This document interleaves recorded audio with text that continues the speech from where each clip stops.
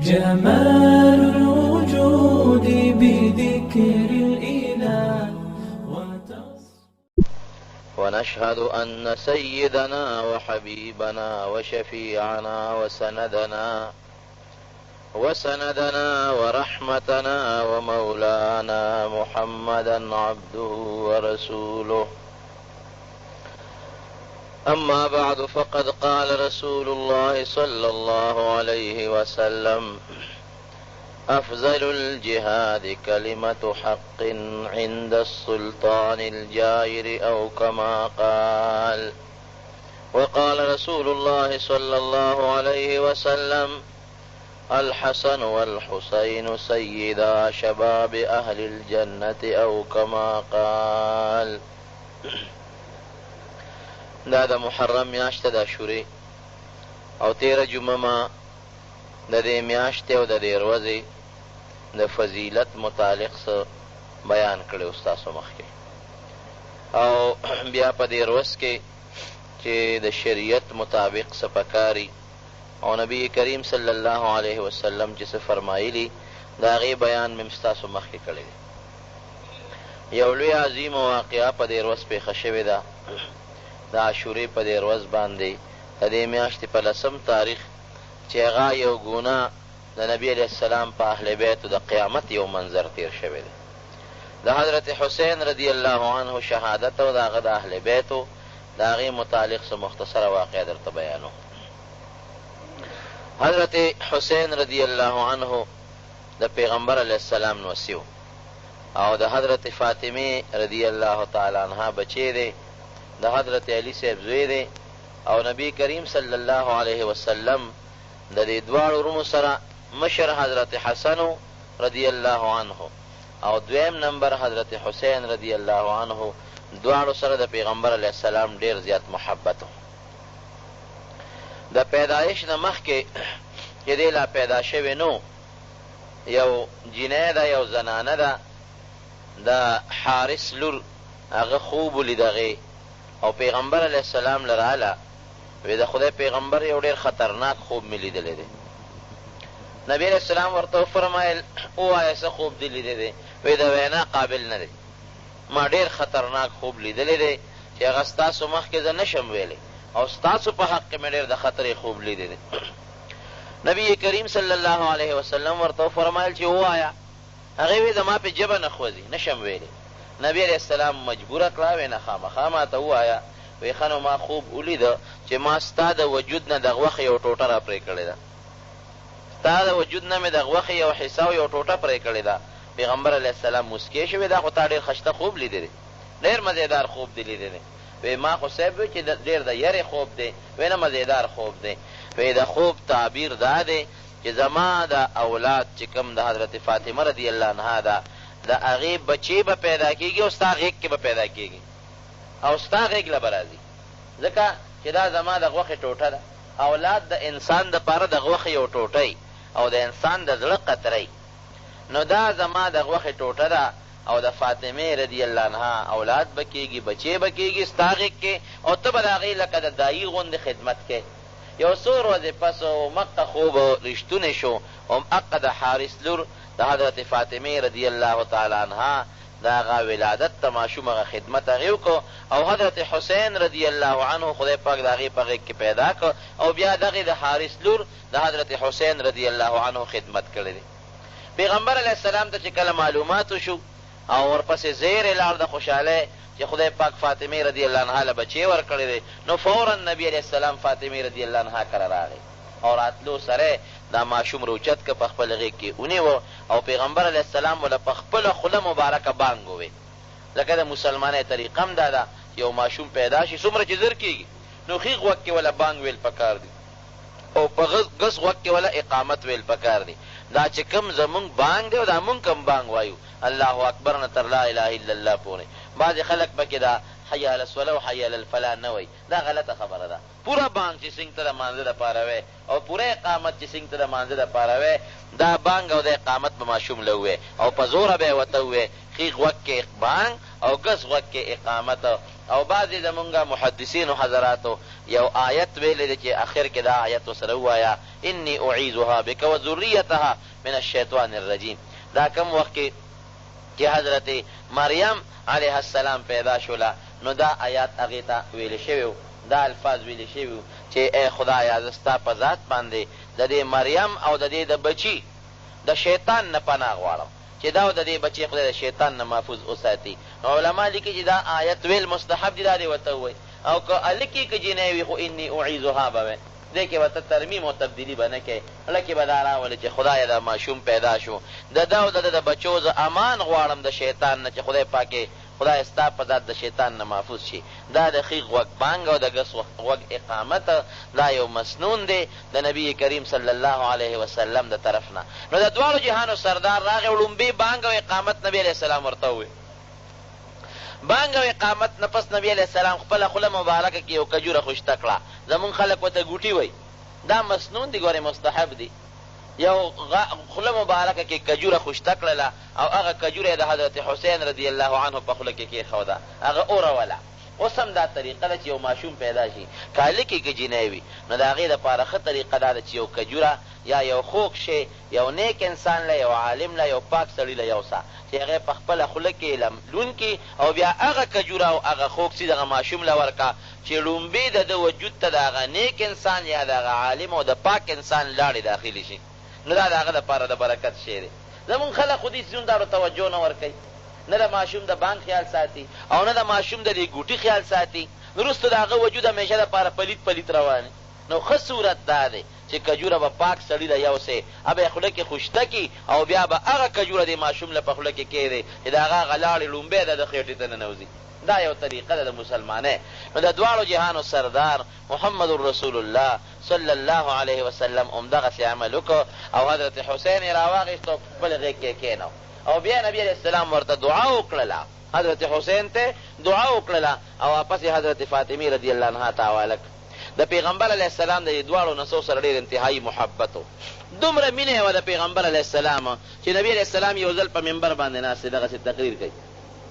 او دا حسن او حسین دواړه را روان دي، خشته مزېدارې جامې اغوستې دي، په منډه منډه را روان دي او درزونه خوري. ځکه واړو نبی علیه السلام چې کله وفات کېده د حضرت حسین رضی الله عمر 6 کاله، نو د ډېر لږ عمر ته پاتې شوي دي. نو دا دواړه په منډه منډه را روان دي او درزونه خوري. نبی کریم صلی الله علیه وسلم په خپله پاسې دا منبر نه کوز شو، یو یې په غېږ تقریر یې بلکل بند کړ، یو یې غېږ کې ونیو بل یې غېږ کې ونیوه، یو یې په دې یو خپه کېنو بل یې په دې بله خپه کېنو. یاره وایي خدای رښتیا ویلي دي،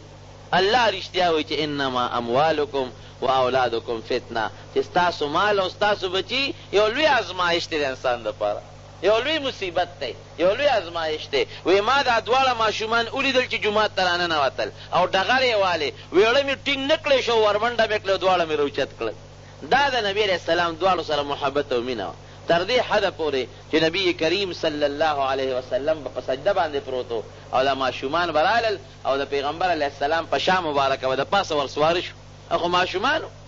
او حدیث کې راځي چې نبی علیه السلام به تر هغې پورې د سجدې نه سر مبارک نوچتو تر څو چې به دا ماشومان په خپله نوکو شوې. ولې؟ په دې به یارېده چې هسې نه د سر روچت کړم او دا ماشومان ونه غورځېږي، دا خوږ نه شي. دې نه تاسو اندازه ولګوئ چې د پیغمبر علیه السلام د دې دواړو نسو سره څومره مینه څومره محبت او در حقیقت د پیغمبر علیه السلام خپل ماشومان بچي نارینه اولاد نه دی پایېدلی، چا یو کال، چا یو نیم کال، چا 6 میاشتې. د پیغمبر علیه السلام 3 زامن یا 4 اختلاف پکې شته دی، دا پیدا شوي دي او بیا هغه په ماشوموالي کې وفات شوي دي. نو خپله د نبي علیه السلام نارینه اولاد نو، دغه د فاطمې رضی الله عنها زامن او بچي دا گویا کې د نبي علیه السلام نوسیمو او پیغمبر علیه السلام ته داسې ګرانو لکه د خپلو بچو د خپلو اولاد غوندې. ډېر محبت او مینه به نبي علیه السلام دواړو سره کوله. یو ځل پیغمبر علیه السلام حضرت حسن رضی الله عنه په اوږه کړی دی او په لاره باندې روان دی، یو صحابي والا مخې له راغی. نو حضرت حسن ته ویې لکه په ډېر زیات په خوشحالۍ کې سورې،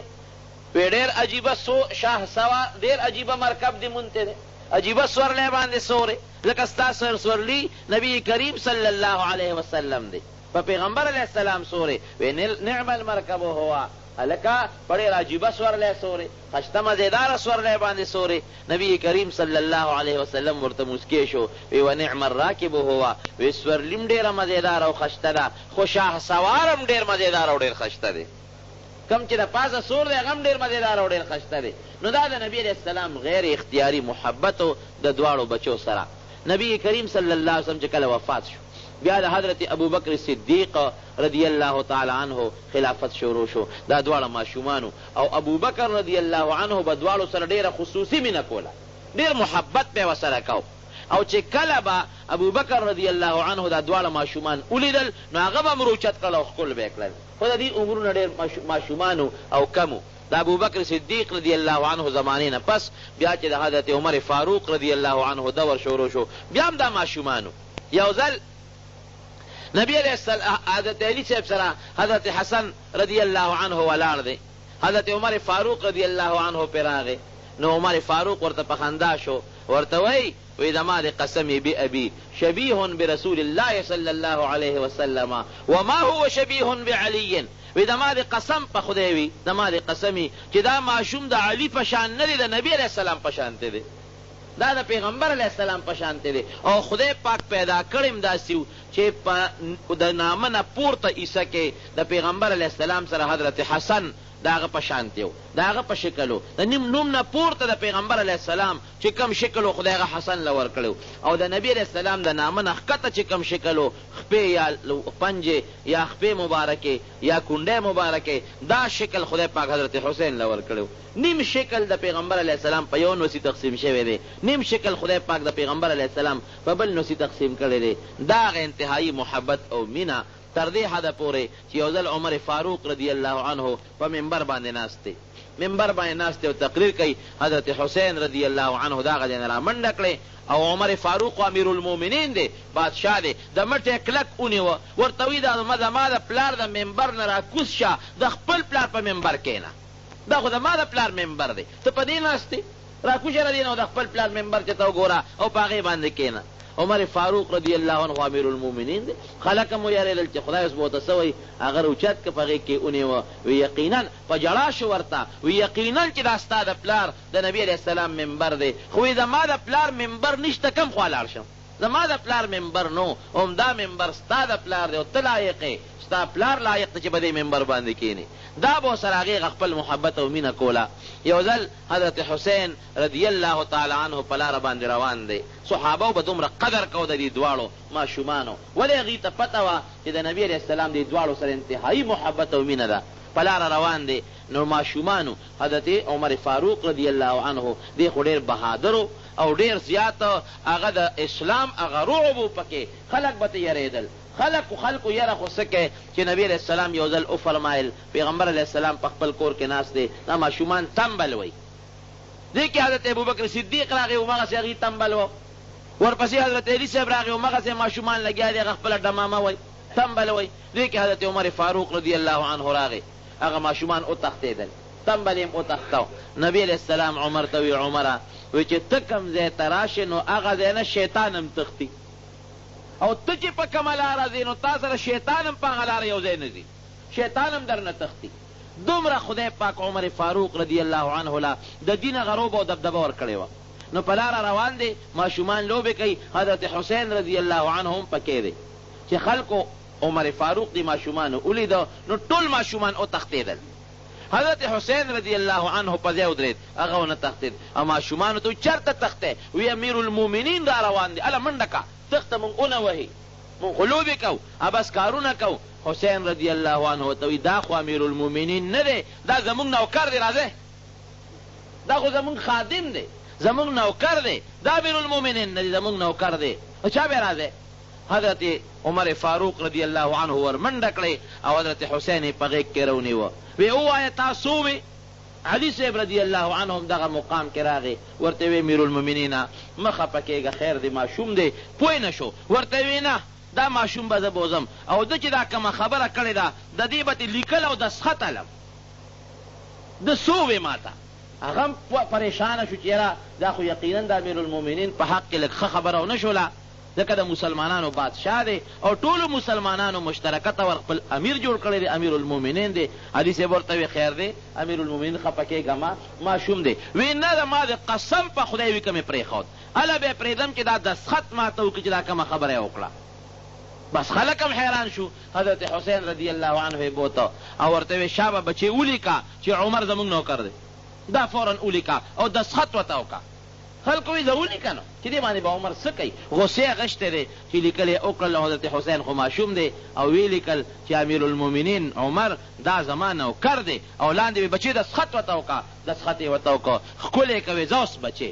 ته مې دې له نه وې راوسته چې د تا له سزا درکړمه چې تا ما ته نوکر وې، بلکې دا زما وصیت دی چې د کله مړ شم او کله ما په قبر کې ښخ کې نو دا کاغذ به زما په سینه د پاسه ایږدی، دا به زما په سینه د پاسه ایږدی. او ولې که ما له د مرګ فرشتې راشي او ما له خدای راشي او ما نه تپوس وکړي چې عمره تا څه عمل راوړی دی، څه نیکي دې کړې ده، نو زه به ورته دا خط ورکړم چې یا رب العالمینه ای خدایه زه خو د حضرت حسین نوکر یم او نوکر که روانې کوي نو خلک یې د مالک نه تپوس کوي، نو زما د رواني تپوس د حضرت حسین نه وکړي، ما نه د هغې تپوس مه کوئ. ممکن ده چې د دې حسین رضی الله عنه د دستخط د وجې نه خدای پاک ما وبخي او ما ته معافي وکړي. دومره د صحابه کرامو د دې دواړو بچو سره هغه محبت او مینه وه. د بدر چې کوم شهدا و د هغې بچو له عمر فاروق رضی الله عنه 2,000 روپۍ تنخواه مقرر کړې وه چې دا یتیمانان دي پلاران بدر کې شهیدان شوي دي. 2,000 روپۍ د بیت المال نه تنخواه وه. حضرت حسن او حضرت حسین له 15,000 روپۍ تنخواه مقرر کړې وه. خلق ورته وی دا ولې؟ ورته وی نه د صحابه و بچي هغې له 2,000 تنخواه ده، نو د نبي علیه السلام بچي د هغې نه بهتر دي چې هغې له د هغې نه ډبل تنخواه مقرر کړه. او وی که ما نه خدای تپوس وکړي نو زه الله ته د قیامت پر ورځ دا ویلی شم چې خدایه ټیک ده چې ما دې له تنخواه زیاته ورکړې ده، لیکن د نبي علیه السلام د خاطر نه زه دا حق ګڼم چې د دې حق د ټولو صحابو د بچو نه زیات دی. دا د صحابه هغه محبت او مینه وه د حضرت حسن او حضرت حسین رضی الله تعالی عنهما سره. لیکن دې غریبانانو باندې وروستو ډېر لوی ابتلاعات رالل او ډېر لوی مصایب و مشکلات رالل، او هغه مصایب و مشکلات هم د حق په وینا کې او د باطل په مقابله کې رالل. یعنی دنیا ته خدای پاک دا ښیي چې ګورې څنګه چې د بني اسرائیلو پیغمبرانو او د حق په خبره کې د باطل په مقابله کې هغې ته شهادتونه نصیب شوي دي او هغې په اره باندې اره شوي دي او د هغې نه سرونه پرې شوي دي د بني اسرائیلو د پیغمبرانو نه. نو د نبی کریم صلی الله علیه وسلم بچو او د هغې اولاد هم د حق دپاره د خپل سر قرباني ورکړې ده او د هغې اهل بیت او خاندان هغې هم د حق دپاره او د باطل په مقابله کې د خپل سر نه دنګلې د هغه قرباني ورکړې ده. ورونو خبره اوږده ده، زه به یې مختصره کړم. د حضرت معاویه رضی الله عنه د زمنه پس د هغه زوی دی یزید هغه بادشاه مقرر شو. حضرت معاویه رضی الله عنه په خپل ژوند کې د خلیفه مقرر کړ او عامو خلکو سره بیعتونه وکړل. لکه اوس چې دې زمانه کې خلک چاله ووټ ورکوي هغه زمانه کې به بیعت کېده. یو سړی به راته او بادشاه له به د خپل لاس ورکو چې زه ستا اوټر یم، به زه ستا حمایتي یم او ما د خپل اوټ تاله درکړه، د خپل لاس مې تاله درکړه. او که په خپله به یو سړی بادشاه ته نشو رسېدلی نو چې د بادشاه به کم قاضي و یا به ګورنر و یا د هغه والي به نو خلک به تلل او هغه له به هغه خپل لاس ورکو. یزید چې کوم وخت کې خلیفه مقرر شو، یزید ته پته وه چې 2 کسان دي چې هغې ما له لاس نه راکوي. هغه 2 کسان ما سره بیعت کول نه غواړي، ما سره بیعت نه کوي. 2 کسان دي، یو په هغې کې حضرت عبدالله ابن زبیر رضی الله تعالی عنه او یو په هغې کې حضرت حسین رضی الله عنه. ځکه دا بل لور حضرت حسن د ده نه مخکې هغه غریب هم شهادت ته رسېدلی دی، هم شهید شوی دی. د ښځې په ذریعه ورته زهر ورکړی شوي دي او د هغې زهرونه هغه غریب ته شهادت میلو شوی دی. نو حضرت حسین پاتې دی. نو د مدینې منورې چې کوم ګورنر دی هغه ته یې خط راولېږه، وایي داسې کار وکړه چې ته دا دواړه راوغواړه او د دې نه فورا زما دپاره بیعت واله، او که دې ما سره بیعت ونه کړه او دې زما خلاف روچت شو نو ممکن نه چې زما خلاف دا خو د نبي علیه السلام اولاد دی، اهل بیت دي، نور خلک هم ورسره راپاسي، ما دپاره یو فیصله یو مسله به جوړه شي. عبدالله ابن زبیر رضی الله تعالی عنه خو پوه شو، هغه ته خو پته ولګېدله چې ما نه به اوس بیعت اخیستې شي او په زور به مې مجبورئ، نو هغه خو د مدینې منورې نه لاړ او مکې مکرمې ته هجرت وکړو، ځان یې محفوظ کړو. او حضرت حسین رضی الله تعالی عنه هغه چې کله بادشاه مدینې منورې گورنر وغوښته، نو د گورنر نایب گورنر سره مشوره وکړله. نایب گورنر دغه وخت کې مروان ابن الحکم ورته وی یاره دغسې د یزید خط ما ته را رسېدلی دی او وی چې د حسین صاحب نه بیعت واله، نو سجل ورسره وکړم، که دې بیعت نه کوي څه ورسره وکړم. مروان هغه نایب گورنر ورته وی داسې کار وکړه چې ری وی غواړه، لاول ورته ووایه چې یزید دپاره دلته موږ سره بیعت وکړه، که وی که ښه پخه، او که وی نه که نو جلاد ځان سره ودروه، سر ته قلم که چې خبره ختمه شي، او که داسې در نه بچ پاتې شو نو مصیبت به جوړ شي. هغه ورته ویل دا کار خو مانه نه کېږي، زه خو د نبي علیه السلام په حرم کې او په مدینه منوره کې د پیغمبر علیه السلام د نوسي وینه تویول نه غواړم، او ده د خپل لاس د نبي علیه السلام د هغه مبارک خشته ښکلې نوسي په وینه باندې سره کولم نه غواړم، دا کار مانه نه کېږي. حضرت حسین رضی الله عنه یې راوغوښته، ورته ویې څنګه چل کې ما سره بیعت وکړه. هغې ما له لږ مهلت راځه بس مشوره وکړم. ویې ډېره ښه ده مهلت مې دله درکړه. هغې مهلت نه هغه فایده واخېستو، مکې مکرمې ته راغی. مطلب یې دا و چې په مدینه منوره کې به اوس زما کسانه مدرېږي، ده به مدرېږي، جنګ به جوړېږي، جګړه به جوړېږي. ممکن ده چې هم د پیغمبر علیه السلام په دې کلي کې یو وینه توی شي، دې وینې نه ځان بچ کول غواړم. لاړ مکې مکرمې ته. مکه مکرمه کې د یزید طاقت کم و. عبدالله ابن زبیر هم موجود و رضی الله عنه، هم د یزید مخالف و، نور خلک هم مخالف موجود و، خو نبی حضرت حسین رضی الله عنه سره د کوفې خلکو غداري وکړه، او دا د یهودیانو سازش و. د یهودو یو سازش و. همیشه یهود مسلمانانو ته مختلفو طریقو باندې سکیمونه او سازشونه جوړوي. د مسلمان لومبي دشمن او خطرناک دشمن دا ګوره یهود دي. نن که امریکا د مسلمانانو په دشمنۍ کې لګیا ده، نو دا هم د یهودو سازش دی. د امریکې په سینټ باندې او د هغې په اهمو عهدو باندې یهودیان قابض دي. دا چې اسرائیل ورته وایي. که پاکستان کې دننه د اسلام خلاف کم سکیمونه جوړېږي او کم سازشونه جوړېږي، د دې ټولو شاته که ته وګورې نو یهودیان ورته شاته ناست دي، او یهود د مسلمانانو نه خپل زوړ انتقام اخیستل غواړي. هغه انتقام چې پیغمبر علیه السلام یو وخت یهود د مدینې منورې نه ایستي و، بیا د خیبر نه وویستل، او بیا عمر فاروق رضی الله عنه راوشړل، او نن دا چې کم د اسرائیلو دا لږ غوندې حکومت دی او لږ غوندې ځای دی د فلسطین په خوا کې، دقه ځای ته عمر فاروق رضی الله عنه را شړلي دي. نو دی هغه خپل هغه د مسلمانانو نه خپل انتقام اخیسته. عمر فاروق رضی الله عنه چې کله فارس قبضه که عراق او ایران دا علاقې، نو د دغې خلکو پړه کې یو تو موجود و، یاره مسلمانانو خو موږ سره ډېر لوی ظلم وکړو او زمونږ علاقې قبضه کړله، نو یهود رالل دې خلکو له،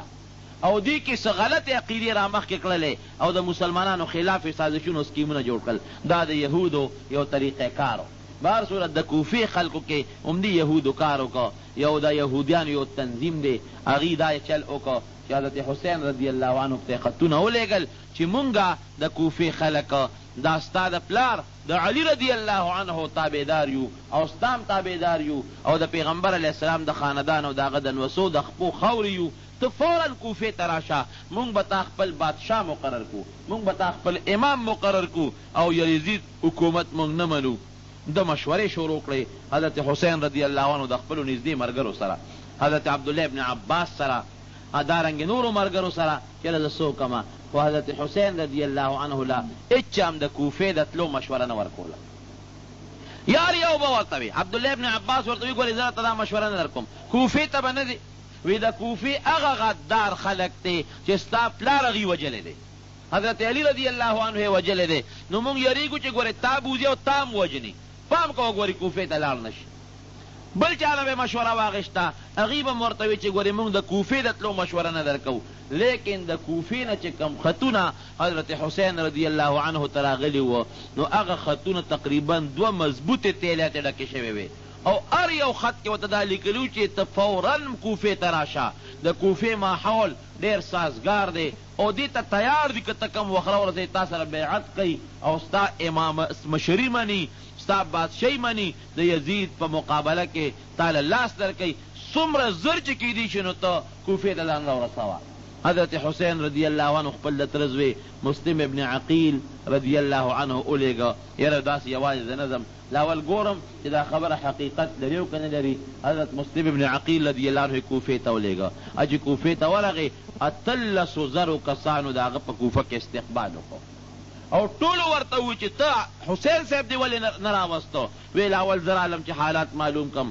صاحب بس خلکو نیغ بوتو او چې کم د کوفه دارالسلطنتو دا هغې چې کم دارالخلافه وه هغې ته یې ورسو او ټولو خلکو ورسره بیعت وکړو وی مونږ د حضرت حسین رضی الله عنه په حق کې تا سره بیعت کوو د هغه خلافت منو او د یزید چې کومې غلطۍ شوې وې د یزید داسې نظام جوړول غوښتل چې یو شاهي نظام یې جوړول غوښتل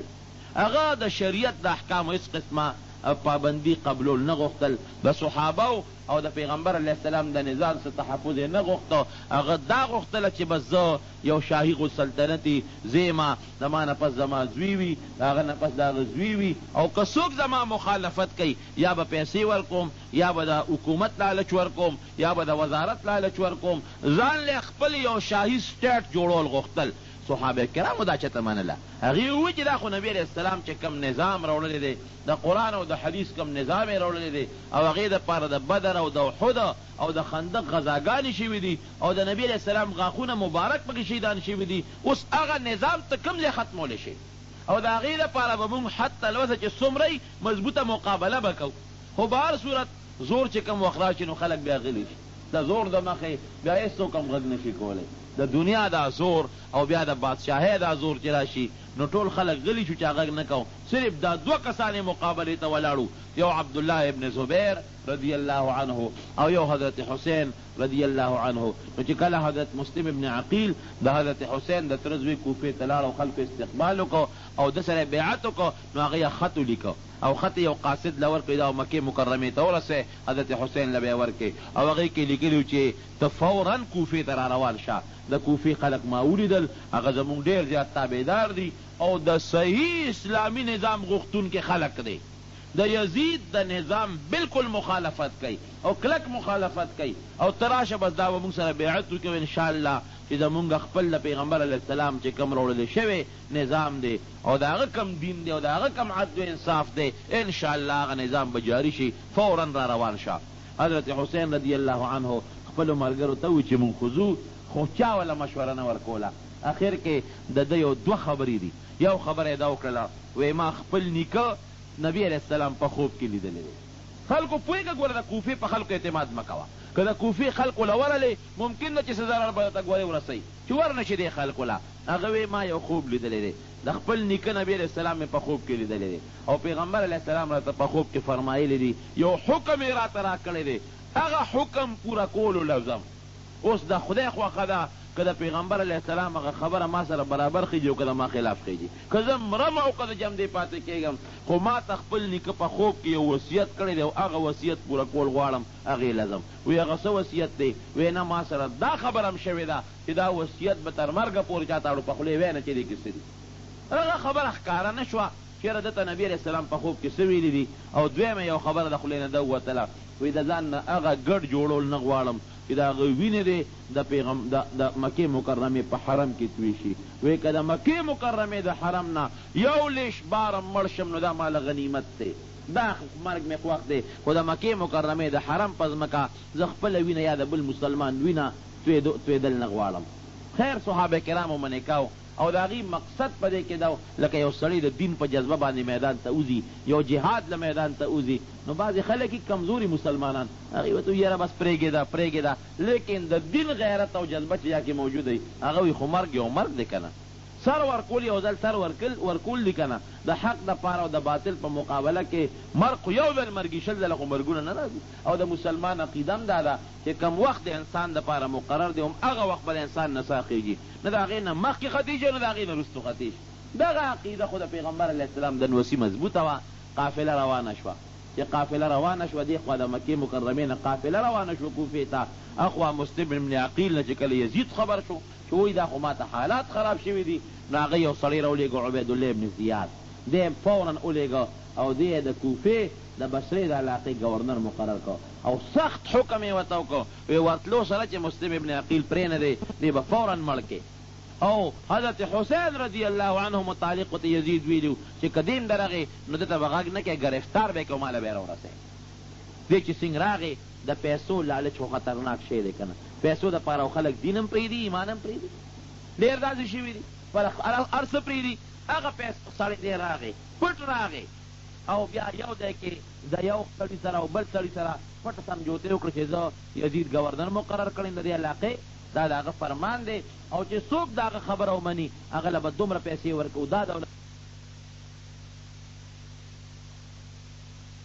لښکر را روان دی هغه هم در سره پوهېږي نو یا خو 18,000 کسان د مسلم ابن عقیل ملګري او یا چې د کله بیا جومات ته مانځله لاړه او جومات کې ودرېده 1500 کسان ورسره ملګري او چې کله یې خلکو ته ووایي وایي زه به د مانځه نه پس یو تقریر کوم کښېنئ نو چې بیا شاته وکتل یو قسم نو یوازې موجود و ټول د کوفې خلک ته وتښتېدل د چغې جوړه کړې چې ظالمانو تاسو موږ پسې خطونه نور رالېږلې تاسو موږ نور راغوښتې تاسو ما سره بیعت نو کړې لیکن په لاره کوڅه کې یو قسم نه ښکاره کېده یو ته به یې لکه تا ما سره بیعت نه دی کړی وایي بل چا به سره کړي زه دې څه پېژنم بل پسې به ورغې د قوم مشر پسې تا بیعت ما سره نه دی کړی وایي ته سړی خطا کړی دی تا ما به نه کړی بل چا به راسره کړي دې ته خبره ورسېده چې هغه مسلم ابن عقیل هغه گورنر په لاس کې ونیوم هغه خلکو چې چا راغوښتي و هغې لاس کې ونیوه او عبیدالله ابن زیاد چې کوم گورنر و د یزید د طرف نه هغه له لاس په لاس ورکړه هغه هم هغه ځای کې شهید کړ همغه وخت سره شهید کړه هغه ورته یو خبره وکړه ورته ویې داسې کار دی چې ما خو وجنې ما مړ کې خو خدای دپاره د ما یو نصیحت واوره یو وصیت مې واوره وی څه وی وی د ما دا وصیت دی چې ما پرې یو خط لیکم وی چا ته خط لیکې وی حضرت حسین ته وی څه وی ورته وی هغه ته ما یو خط لیږلی دی چې فورا راشه نو زه هغه ته خط لیکم چې هغه را نه شي ځکه د کوفې خلک ډېر غداران ثابت شو ورته وی نه ستا خط دغه ته چېرته پرېږدمه پرې چې هغه را شي چې هغه سره همدغه سلوک وکړم چې کوم سلوک تا سره مې وکړ دا د یهودیانو یو مضبوط سازش و د مسلمانانو په منځ کې ډله بازي جوړه کړله فتنه بازي یې جوړه کړله مسلم ابن عقیل شهید شو او دې خوا دوی په لاره را روان دي یو ځای ته چې راورسېدل حضرت حسین رضی الله عنه ته پته ولګېدل چېرې مسلم ابن عقیل شهید شو بس هغه ځای کې لږ دمه شو او ملګرو سره یې مشوره کوله چې اوس به څه کوو ملګرو ورته وې د مسلم ابن عقیل چې کوم وروڼو ورته وې چې مونږ خو واپس کېدل نه غواړو او مونږ همدغې کوفې ته هر صورت باندې تلل غواړو او دا زمونږ فیصله ده چې څنګه مخکې زمونږ فیصله وه چې به هر صورت مونږ د یزید په لاس کې بیعت کول نه غواړو اوس وروڼو تاسو بړه کې دا وایئ چې یاره دا بیعت به یې کړی و که نه داسې دومره لویه خبره ده خو لاس به یې ورکړی و که نه یو اوټ به یې ورکړی و دا څه لویه خبره ده دا به ستا ذهن کې یو خبره راځي ځان یې ولې وجه بس بیعت به یې کړی و د یزید سره څه چل کېږي چې ځان یې مړه کړه خپل بچي مړه کړل نو وروڼو چې چا کې اسلامي جذبه وي نو هغه سره بیا د دې څیزونو فکر او سوچ زه به د هغې تاسو یو مثال درکړم یو سړی دی مثلا چې هغه یو غلا له یو کوټې ته خېږي او تا هغې غل ته لاندې پوړی ودروله او اندرمپایه دې ورته ونیوله او په هغه اندرمایه باندې هغه غل بر غلاله وخته او مثلا هغه غلا وکړله نو هغه غل خو هم ګناهګار دی چې غلا وکړه لیکن دا پوړی چې ورته چا نیولې ده دې ورسره ګناهګار دی او که دې ګناهګار نه دی دا خو اسانه پښتو ده که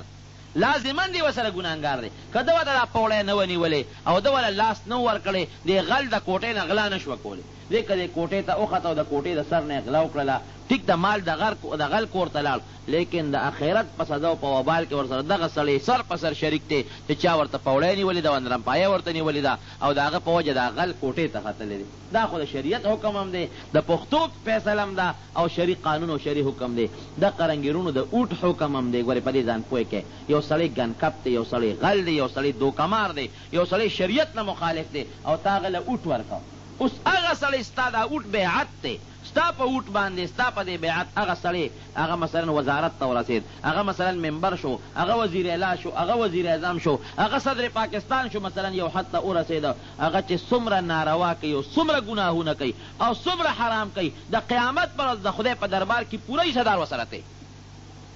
مونږ خلک خو قمقل یو او قمقل ولې یو ځکه چې کم سړي له دې اوټ ورکه مزې د هغه دي بنګله هغه جوړه کړه موټرو کې هغه ګرځي په لینډروزرو کې هغه ګرځي او ځای په ځان له هغه نوکران د هغه دي مال د هغه دی دولت د هغه دی مزې پې هغه کوي او قیامت کې به صف کې ورسره ته یو ځای ولاړئ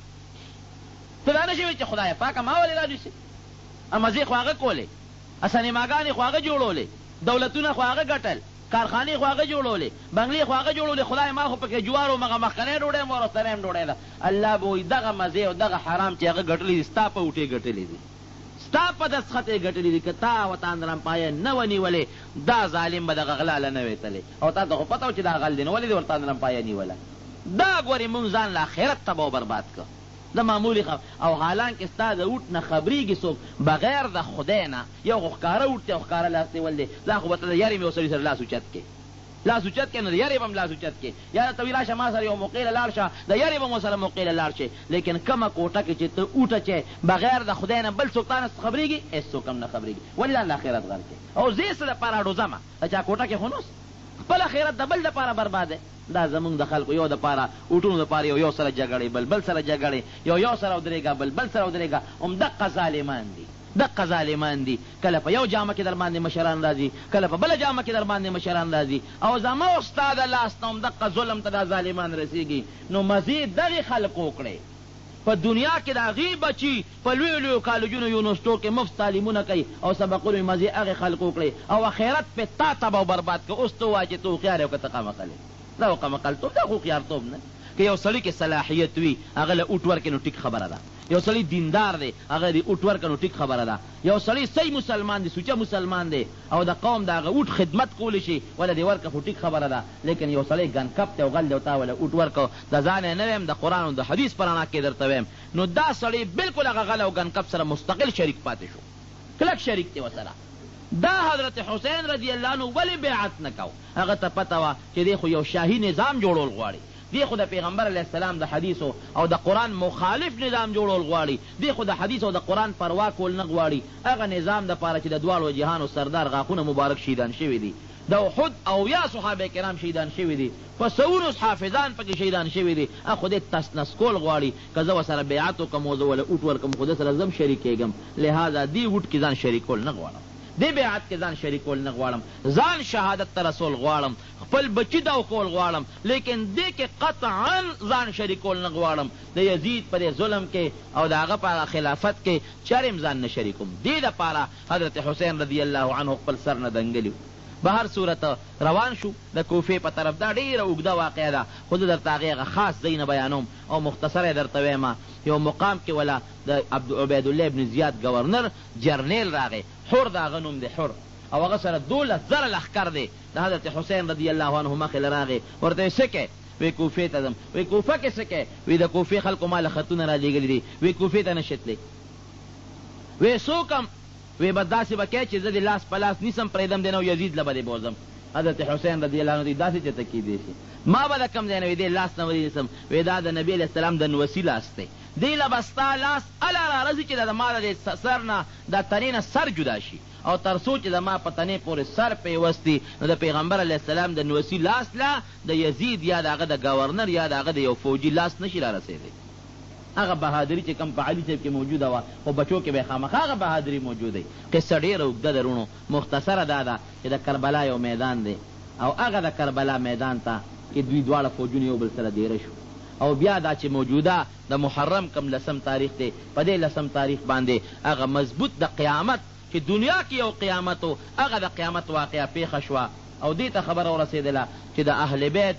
چې کم د هغوی خیمې وې د هغې د خیمې نه ګیر چاپېره خندقونه وکنستل او اور یې ورته بل کو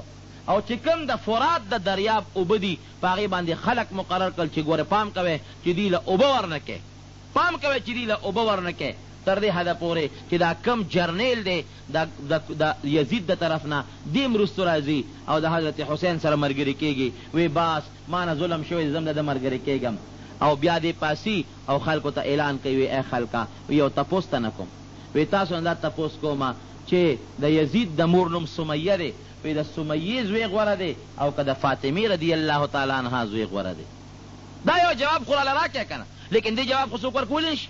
چا غږ نه کو وی ښه یو تپوس د نه بل کوم وی تاسو د فرات د دریاب اوبه د نبي علیه السلام په نوسو باندې بندي کړي دي وی دا تپوس د نه کوم چې د فرات د دریاب اوبه سپي او خنزیران سکي که نه سکي وی کمې اوبه چې سپي سکي او کمې اوبه چې خنزیران سکي افسوس هغه اوبه د پیغمبر علیه السلام په نیازبینو نوسو باندې تاسو بندي کړي دي یاره زه خو وایم چې مسلمان کې مسلماني وي بلکې مسلماني خو ډېره لویه خبره ده چې یو انسان کې انسانیت وي که دی مسلمان نه وي نو ړکې به یې رحم راشي انسان کې انسانیت وي نو ړکې به یې رحم راشي زه حیران په دې یم چې د دې په زړه کې دا رحم ولې نه راته بیا ورته حضرت حسین رضی الله عنه راپاڅېده او هغه تیلی ورته وښولې وی دا پلانکې سړی شته فلانکې شته فلانکې شته فلانکې شته نومونه یې واخېستل وی دا 2 تیلې ډکې د خطونو تاسو ما پسې رالیږلي دي نو ظالمانو چې د ما ملګرتیا هم نه شوه کولی زم دلته راغوښتم ولې پرېږده مکه مکرمه کې ناست وم خپله دغه مقابله به مې کړې وه هلته مې قوم م هلته مې خلک م دلته هم زه راغوښتم ولې لیکن دې ظالمانو ګورې د هغې جواب هم وله نه ورکو او دقه یو خبره وه وی پرېښودل دې نشته یا به د یزید له لاس نیولې بوځو د هغه بیعت به در نه اخلو او که د هغه بیعت نه کول غواړې نو بیا مونږ پیشه ته پیشه حضرت حسین رضی الله عنه ورسره اخر هم د دې محرم په 10 تاریخ باندې جهاد شروع شو هغه غذا شروع شوه او داسې مضبوط جهاد او شروع چې د هغې تاریخ لیکل نشي کولی د مسلمان ژبه د هغې وینا نشي کولی چې په هغه جهاد کې د مسلمانانو د نبی علیه السلام د خاندان 2 انسانان 2 سړي 2 چې پکې ماشومان مو په هغې سړي مو دا په یو میدان کې ټول شهیدان پاتې شو 2 کسان او د پیغمبر علیه السلام د خاندان څوک د فاطمې رضی الله عنها د لور زامنو او څوک د زوی اولاد دی څوک د حضرت حسین د زوی اولاد دی څوک د لور اولاد دی څوک د حضرت حسن د زوی اولاد دی څوک د لور اولاد دی دا زنانه دا سرتور سر پاتې شوې او د هغې د هغه بچو او د هغه ماشومانو دا وینې په دې میدان کې داسې توی پاتې شوې لاس لی ځان ورنه کونې ورسره بیعت وکړو ټول خاندان یې لو کړو تر دې حده پورې چې حضرت حسین رضی الله عنه خور ده حضرت زینب رضی الله تعالی عنها دا ورله راله او د خپل لور ته نصیحت کوي وی وروړې داسې کار دی یو خبره درته کومه ځان مه وجنه او پرېږده دا بیعت ورسره وکړه او ته به ګوره ځان هم مړ کې او دا ټول به مونږ مړه شو هغه ورته وی زینب وی داسې خبره ده چې مرګ خو د انسان دپاره یو ځل مقرر دی که د ما مرګ په دې میدان کې لیکلی شوي نو خامخا به زمرم او که د ما مرګ نه لیکلی شوي د دنیا طاقت هم ما نشي وجلی وی په دې د ایمان شته وی وی د ما دپاره خو مرګ خوشحالي ده وی د خپل پلار علي صاحب سره به میلاو شم د خپل لور حسن سره به میلاو شم او د خپل نیکه محمد رسول الله صلی الله علیه وسلم سره به میلاو شم او ورته وی ګوره ما تاسو ته مخکې ویلي دي چې ما ته خپل نیکه چې کوم حکم کړی دی د هغه حکم پورهوالی به زه خامخا کوم دې ځای کې په مدینه منوره کې یو زنانه خوب کیني نبی کریم صلی الله علیه وسلم وی په خوب کې ولید وی د دواړو جهانو سردار ویښته مبارک بالکل داسې ببر دي او دوړې پې لوتې دي او په دې ګیره مبارکه کې هم دوړې لوتې دي وی ما ورته وی چې د خدای پیغمبره دا ولې اوس خوب کې نبی علیه السلام اینه دا ولې ستاسو په دې ویښتو باندې خو دوړې الوتې دي او دا سر او ګیره مبارک هم ببر دي او سر او ګیره کې هم دوړې دي دا ولې وی نبی علیه السلام وفرمایل چې شهدت قتل الحسین آنفا مشکات شریف کې دا حدیث دی چې ای خورې تا خوب کې ولیدم اوس دې وخت کې د حضرت حسین د قتل ځای ته حاضر شوی وم هغه ځای نه راغلم دا مشکات شریف کې واقعه ده بلکې نبی علیه السلام فرمایي چې ما ته حضرت جبریل علیه السلام خاوره وښوله سره خاوره یې راته وښوله او یو شیشه کې ما ته وینه وښوله ما ورته چې دا خاوره ده سره دا وینه سره سره وی دا هغه وینه ده دا هغه خاوره ده چې په دې خاوره به دا وینه تویېږي بلکې دا وینه د چا ده وی دا ستا د نوسي د حضرت حسین وینه ده دا مخکې نه پیشنګویی شوي دي او دا خدای پاک دنیا یا عالم ته ښیي چې د باطل د مقابلې دپاره د نبي علیه السلام بچو غوندې نیازبینو شخصیاتو قرباني ورکړې ده دارنګې هر مسلمان له پکار دي چې د حق په ملګرتیا کې او د باطل مقابله کې قرباني ورکړي هر یو مسلمان له پکار دی د باطل مقابله کې کلک ودرېږي به هر صورت هغه 2 کسان یا 3 کسان شهیدان شو او د هغې لاشونه په دې ځمکو باندې پراته دي نه د هغې د کفن درک شته نه د غسل انتظام شته بلکې د حضرت حسین رضی الله عنه نه سرم قلم کو سر یې ته پرې کو او گورنر لی بوته او دا زنانه غریبانان خپیب لخپې په دې لاشونو کې منډې وی او قسم دی هغه الفاظ زما خولې له نه راځي چې حضرت زینب رضی الله عنه په هغه موقع کم اوازونه کړي دي چې زما نیکه افسوس او ارمان چې ستا د خاندان کم هغه بچي دي او کم نوسي دي لږ د دوی د دې قتل او د دې خپل امت د ظلم ته خو دې وګوره که نه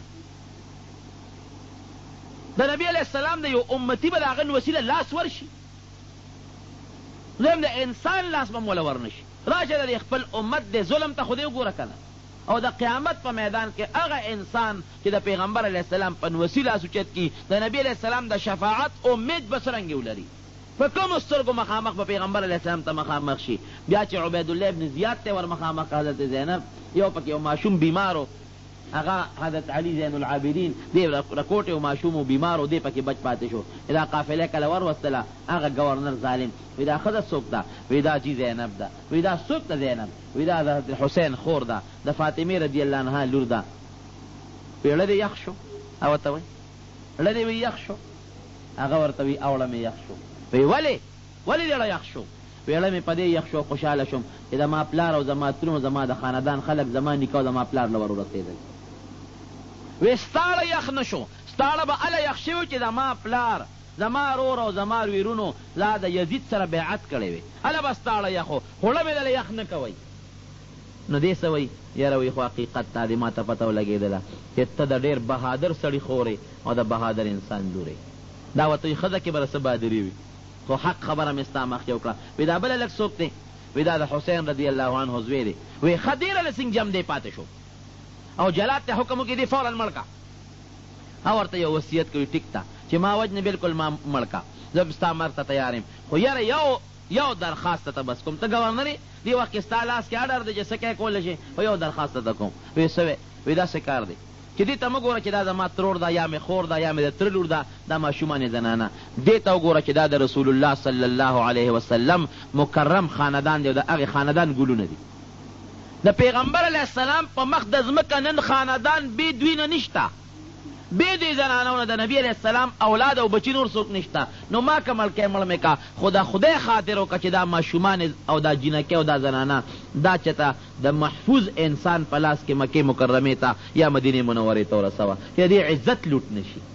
د دې د سر نه څادر لر نه شي. دغه ځای کې بیا د هغه رحم راغی. وی ښځه ټیک ته تا پرېږدم، دې لپاره دې نه پرېږدم، دې له دې پرېږدم چې دا زنانه ستا په وجه باندې خپل ځای ته محفوظ ورسېږي. او بیا هغه د حضرت حسین رضی الله عنه سر راواغېشي او چوکه ورسره وه او د شونډو له به ور داسې رابروله، داسې به ورته رابروله. حضرت زید ابن ارقم رضی الله عنه صحابي دی، دغه مقام کې موجود دی. عبیدالله ابن زیاد ته وایي عبیدالله ابن زیاده،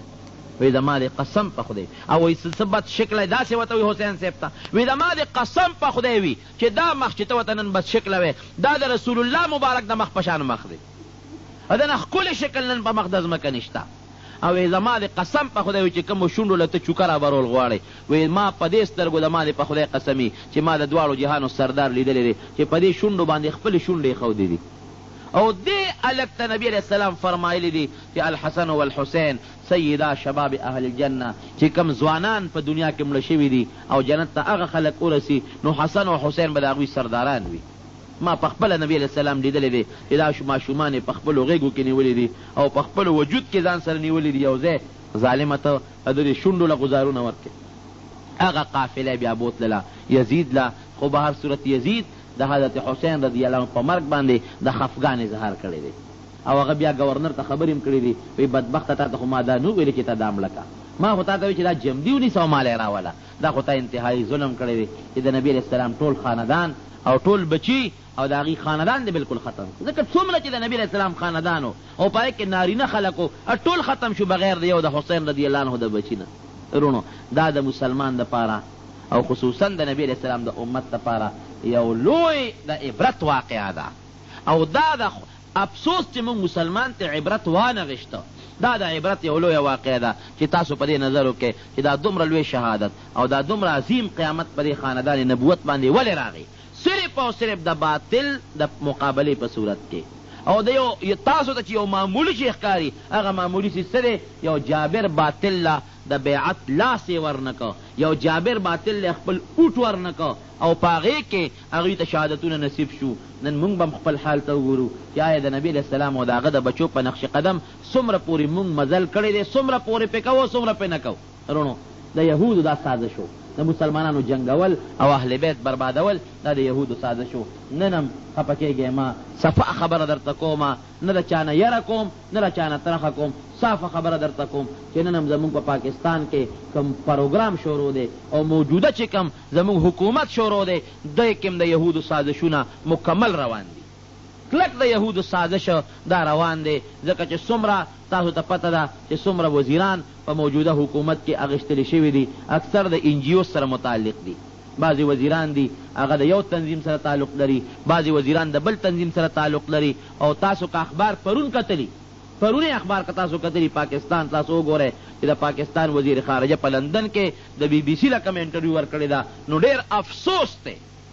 افسوسناک خو افسوس دا دی علما را پاسی چغې ووی منډې ووی هغه بل بدبخت او نواز شریف نو خدای پاک د طالبانو ازار وو نو دغه دی د جیل کوټې ته خدای پاک وردن نه کړ، نور اسم نو خو د علما او د طالبانو ازارو. هغه به هم وی په مدرسو کې دهشتګردي کېږي، مدرسو کې بمونه دي او هغې کې ټریننګونه ورکېږي، نو خدای پاک وله حقه د طالبانو سزا ورکړله او نن د جیل په کوټه کې پروت دی. یا وزیر اعظم او مینډیټ ورته حاصل دی او صاحب زه د پاکستان هغه یو امیر المؤمنین ځان نه یو شاهي سلطنت او سټیټ جوړول غوښتل، لیکن هغه د طالبانو ازار و، د دیني مدرسو ازار و، نو کم طرف ته لاړ؟ د جیل په کوټه کې بند دی. لیکن علما را پاسېدل، د هغه هم کلکه مقابله وکړه او تاسو ولیدل چې د امریکې سره سر وجنګو. خدای پاک کوي څه، بس د پاکستان په قسمت کې به اسلامي نظام نه لیکلی شوی. جرنیل کاکا پې خدای راوسته، د جرنیل کاکا د خولې نه د اسلام نوم نه خېږي. تاسو به چې د خبرونو کې ټکي د اسلام د خولې نه نه اورېدلی. او دویمه خبره رونو درته ووایم هغه دا ده چې دلته جرنیل کاکا یو څه وایي، وزیر خارجه بل څه وایي. جرنیل صاحب وایي د هغه کولاو اعلان دی چې یاره په دیني مدرسو کې دهشتګردي نه کېږي. تاسو به اورېدلي. او دا اعلان کوي چې د جهاد او دهشتګردۍ کې فرق دی، جهاد جدا شي او دهشتګردي جدا شي دی. او وزیر خارجه چې په بل بی بی سی له کوم انټرویو ورکړې ده اخبار وګورئ، هغه څه وایي. هغه وایي یاره دیني مدرسو کې چې کوم دهشتګردۍ کېږي وایي چې مونږ لاړ شو دا به فوراً بندوو. زه چې لاړ شم دې لپاره به زه فوراً پروګرام کوم او د اسامه لپاره به هم زه د افغانستان سره خبره کوم، کوشش به کوو چې دا مونږ امریکې ته حواله کړو. مې ستا پلار به راشي او د اسامه په حق کې به خبر وکړي. ته خو رانږدې شه او دیني مدرسو باندې ولې ته الزام لګې؟ د خدای خاطر وکړې، د پیغمبر د حدیثو او د خدای د کتاب ځمکې پورې خندا مه کوئ ظالمانو، ګورې تباه به شئ. دیني مدرسو کې څه کېږي؟ خو د نبي صلی حدیث بیانېږي، د خدای قرآن پکې بیانېږي. دا چیلنج دی د دنیا کافر او د دنیا مسلمان ته چې یو دیني مدرسه دی په پاکستان کې داسې وښیي چې هغې کې ټریننګ ورکېږي د دهشتګردۍ، نو بنده دی کې که نه. راشئ تاسو دا مدرسې وګورئ، تاسو په علاقه کې پېښور کې چارله کې ځای په ځای شته که نه؟ کومه یو مدرسه کې ټریننګ ورکولی کېږي، کومه مدرسه کې دهشتګردي خولی کېږي؟ راشئ که نه، هغې خو څه څوکیداران نشته چې تاسو ورتلی نه شئ، خو چې چاپه پې ووهئ وګورئ کومه مدرسه ته تاسو ته ښکاري نو بند یې کړئ که نه. د دهشتګردۍ څوک دغه کوي، حمایت کوي، هر یو سړی د هغې مخالفت کوي. او مونږ به درته وښایو چې ستاسو په یونیورسټو په کالجونو کې دهشتګردي کېږي. مونږ درته خولی شو، هغه اصلي درته مونږ خولی شو چې کومو کې کلاشنکوپونه او کم کې د دنیا ګنده لکان د تعلیم په نوم باندې دي او په هغې کې ناست دي او تخریب کاری کوي. خو ستاسو په کالجونو یونیورسټو کې کېږي، دیني مدرسو کې نه کېږي. نو ماله په دې ډېر لوی افسوس راشي او ډېر خفګان راشي چې ظالمان ګوره دیني مدرسه کې خو دا زمونږ د دین او زمونږ د عقیدې تحفظ کېږي، دین ښودلی کېږي، د پیغمبر علیه السلام سنت ښودلی کېږي، د نبي اسلام حدیث ښودلی کېږي، قرآن ښودلی کېږي. او تالته کې د امریکې د خوشحالول هغه امریکه چې پرون درله راغی او دله په خوله کې متیازې وکړې، کلینټن در سره څه وکړله؟ راغې په خوله کې درته متیازې وکړه درنه لاړ. ته د هغه د خوشحالو دپاره لاړې لندن ته او د هغه د خوشحالو دپاره وې دیني مدرسې به بندي کو، دهشتګردۍ به بندي کو، دا به وکړو، اسامه به تا ته حواله کو. دا چغې مې نواز شریف هم والی وې، دې دې رانږدې شي یو دیني مدرسې ته، دې اسامه ته یو فوټې قدم ورنږدې کړي چې پته ورته ولګي. اساسانې خبرې خو نه دي. مسلمان د خدای پاک کرم دی او د خدای رحم دی، دا مونږ ازمایولی دي چې د هرې پارټۍ سره تعلق لري، کدی پیپل سره تعلق لري، کدی نیشنل سره تعلق لري، کدی جماعت اسلامي سره تعلق لري، کدی بلې پارټۍ سره تعلق لري، خو چې د عقیدې او د دین مسله ورته ورمخکې شي نو د خدای کرم دی. دا مونږ ته معلومه شوه چې دا ټول بیا د مولا شاته ولاړي. دا مونږ معلومه کړه. د امریکې په مقابله کې دا خلک مو وکتل، د کشمیر د جهاد په سلسله کې دا قوم بیا مونږ کتلی دی. د عقیدې په بنیاد کې شکر د پاکستان په خلکو کې بیا د اسلامي اخوت او ورورولۍ رشته بیا شته، داسې شته، نورو ملکونو کې نشته، د پاکستان مسلمان کې دا شته. نو بهر صورت رونو دا خبره ده. او یو بله ناره دوی لګئ، هغه دا لګئ وی یاره وی په اسلام کې انساني حقوق، وی مسلمانان انساني حقوقو ته نقصان رسوي، د انساني حقوقو ته نقصان رسوي. زم د انسان څه شی دی؟ دوی انسان چاته وایي؟ دا په چیچنیا کې چې کوم مسلمان تباه شو او د چیچنیا په مسلمانانو چې کوم اور بلیږي، د انسانان نه دي، د دې د حق تا سره غم نشته. دا چې کوم په عراق کې تا د مسلمانانو بیخ وویسته، د انسانان نه دي. کشمیر کې چې کوم انسانان مسلمانان مري دا انسانان نه دي؟ فلسطین کې او په دې نورو ملکونو کې چې کوم انسانان مري نو دا انسانان نه دي؟ د هغې غم د سره نشته. افغانستان کې چې ښځو ته طالبانو پړوني په سر کړل نو یره د انساني حقوقو ته نقصان دی. ولې ښځو ته پرده ورکړه؟ مونږ وایو دا خو زمونږ اسلامي نظام دی، زمونږ د اسلام غیرت هم دا دی چې ښځه به په کور کې په پرده کې ناستی. نو زما د اسلام غیرت چې زه په خپل غیرت باندې غیرت کوم او په خپل دین غیرت کوم او ښځې ته پړونې په سر وم، نو ته دا انسان د حقوق نقصان دی. حقوق دې ته ویلې کېږي لکه تا چې دل ویس په دنیا کې. بار صورتونو د دې متعلق زموږ علماء کرام و حضراتو دا ستاسو دپاره فخر هم دی، ځای په دی بیا جلسې مقرر کړي لکه څنګه چې مخکې د امریکې په مقابله کې مولیان صاحبان راووتل او جلسې مقرر کړې، تاسو ټول ورسره حمایت وکړو او خدای پاک د امریکې نه د کابل نوم هېر که. ګورئ د اسامه باندې یا په کابل حمله وه یا ته هغه نوم بلکل هېر شو ځکه د مسلمان قوت او روب یې ولید. دغه رنګې اوس د امریکې د دې موجوده سکیم متعلق بیا زموږ علما کرام میدان ته راوتي دي او دی په دې جلسې مقرروي. نو د 400 په مدرسه کې راتلونکي د ګل په ورځ باندې 2 بجې د ماسپښین د مانځه نه پس همدغه زموږ د مولیانو علماو صاحبانو جلسه ده او تاسو د هرې پارټۍ سره چې تعلق لرئ نو په دې جلسه کې خامخا شرکت کوئ. کوم ځای کې چې جلسه یې ولې چې امریکې ته او کافرو ته او د هغوی چې په دې ملک کې کوم دغه دي دا څه پیټوګان دي چې هغوی ته دا پته ولګي چې یاره که موږ د اسلام خلاف څه کار کول غواړو نو مسلمانان په موږ باندې پوه دي او هغوی ویښ دي بیدار دي. مسلمان د کافر مقابلې ته هر وخت تیار ناست دی چې دا هغوی ته دا خبره معلومه شي. نو انشاءالله چې دا به زموږ او ستاسو دپاره یو جهادي عمل وي. انشاءالله راتلونکي 19 تاریخ د ګل په ورځ ماسپښین مانځه نه پس د 400 چې کومه دننه مقبره کې اسلامیه مدرسه ده هغې کې دغه پروګرام دی. دا چا یو څو سوالونه کړي دي چې د جمعې په ورځ باندې د خطبې په دوران کې مقتدیانو له څرنګې ناسته پکار ده. نو ناسته خو په هره طریقه کې ناستې دی شي لیکن د اتحیاتو په شکل کې ناسته د خطبې په وخت کې سنت ده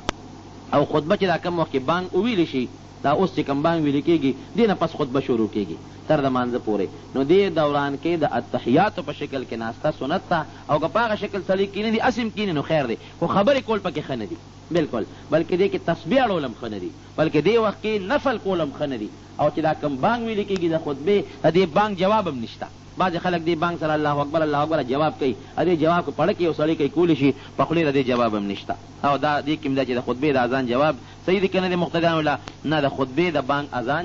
دغه جواب چې دی په ژبه کول نه دي پکار لکې کول پکار دي. دا خطبه د 2 رکاتو په ځای ولاړه ده د ماسپښین 4 رکات دی 2 رکاته د جمعې شو د 2 رکاتو په ځای باندې خطبه ولاړه ده. نو لکه څرنګه چې په مانځه کې کم عمل منع دی او په مونځ فاسدېږي نو خو په خطبه کې هم هغه عمل مکروه دی د هغه نه ځان ساتل پکار دی. نو دا یو ملګري دعا غواړي چې زه مریضه مې یم قرضدار مې یم زګه ځمکه مې شته لیکن هغه چا سره بنده ده دعا غواړي. نو خدای پاک دې ورته د ده چې څه حاجتونه وي الله دې ورته پوره کړي او دې بیمارۍ نه دې وله خدای پاک شفا ورکړي. بعضې خلک د سار د مانځه په وخت کې سنت کوي دا سنت کول درست دي او که نه دي. دا مسله تاسو یاده وساتئ چې د سار جمع ولاړئ او یو سړی راشي هغه سنت نه کړي نو سنت کولی شي خو داسې ځای کې به سنت کوي چې د امام قرت نه وري. دلته به جمع ولاړئ هلته به دې سنت کوي دا ښه خبره نه ده. جمع چې کوټه کې ولاړئ نو ته بار سنت وکړه او که جمع بار ولاړئ یو ګوټ ته راننوځه ته په کوټه کې خپل سنت وکړه. نو سنت داسې ځای کې کول پکار دي او تر څو چې د یقیني چې د 2 رکات موندې شم او 2 رکات ته رسېدی شم نو تر هغې پورې دې خپل سنت کولی شي او چې د پوره یقین راشي چې یاره زه خو 2 رکات نشم را لاندې کولی نو بیا دې سنت پرېږدي او امام سره دې په جمع کې شریک شي او چې دا سنت پاتې شي د هغې څه حکم دی. نو که دا سنت د سار د یو سړي نه پاتې شو نو بیا د سار مانځه پسې فوراً به سنت نه کوي. دې کې امام محمد رحمت الله علیه مذهب دی او هغه ښه دی چې کله د سار د نور راوخېږي د نور خطو نه پس د هغه 2 رکاتو سنتو قضا وکړي. د سار د مانځه نه پس تر نور خطو پورې هېڅ قسمه سنت او نفل نشته. قضا مونځ کېږي سنت نفل نشي کولی او د نور د خطو نه پس بیا یو سړی هغه که هغه سنتو قضا کوي نو بهتره ده. دعا وکړئ وروڼو چې الله تعالی په موږ باندې رحم وکړي او الہ العالمین موږ له د دنیا او د آخر د نبی علیه السلام د اتباع د زندګۍ توفیق راکړي. یو زنانه ده هغې څه دعا غوښتلې ده او څه مشکلات دي ورته دعا ورته وکړه چې الله تعالی د هغې هغه مشکلات په خیر باندې بدل کړي او چې څه حاجتونه دي الله تعالی دې ورته هغه حاجتونه پوره کړي. بعضې نورو ملګرو هم دعاګانې غوښتې دي چې دعاګانې غوښتې دي الله تعالی ته دعاګانې قبولې کړي. دا دعاګانې وکړي چې زمونږ په دې ځمکه خدای پاک د قرآن او د سنت نظام راوستلی کړي او د مسلمانانو منځ کې الله اتفاق او اتحاد راولي. څومره د کفر دنیا کې ده ټولو نه مخکې خو موږ دا دعا کوو چې الله تعالی ورته هدایت نصیب کړي او که هدایت یې په قسمت کې نو خدای پاک دې په خپل قهر تباه او برباد کړي. که په کورونو کې الله زموږ مریضان دي، په هسپتالونو کې مریضان دي، الله ټول له شفا ورکړي. څومره مریضان دي خدای ټول له شفا ورکړي. څو قرضداران دي خدای ته قرضونه خلاص کړي.